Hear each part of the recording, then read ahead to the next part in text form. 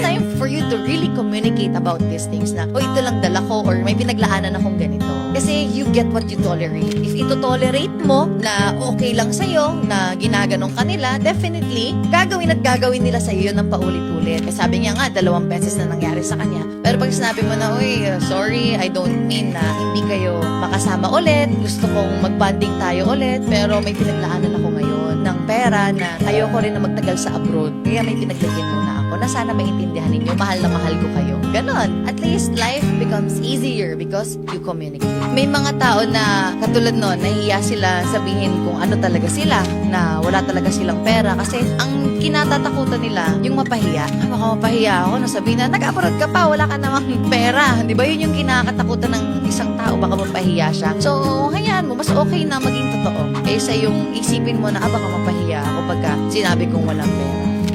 And that is where your real self will spring. Masarap maging totoong tao.